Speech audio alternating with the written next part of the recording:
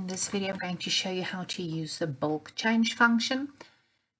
Before you change anything, always do a backup. So let's say you've recorded a bunch of weights or traits and you've used the incorrect observation code or date. You can change that as a group by using View Edit top left.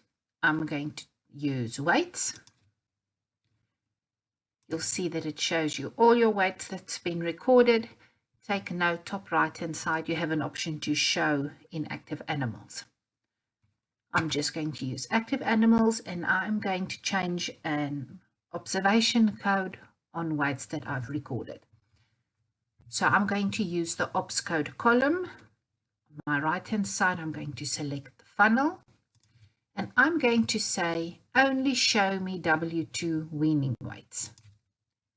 So it's giving me a whole list of weights, but that's all my weaning weights that's been recorded. Now I'm going to filter on a date. So I want to change the 21st of December weights. So I can select them here, but what I want to do is to show you that you can filter on a date. So I'm going to select the funnel. It will only show you dates that you've used. So I'm going to go to 21 December 2020. So now it's only showing me that bunch of weights. If you need these animals to group together for another reason, from this screen, you can say select all. On your right hand side, put them in a worksheet. I am just going to do a change now. So on my right hand side, I'm going to select change and then what I want to change.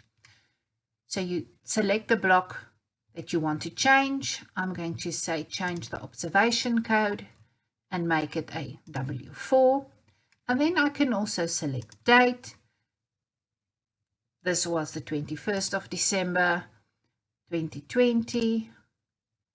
I'm going to say it should have been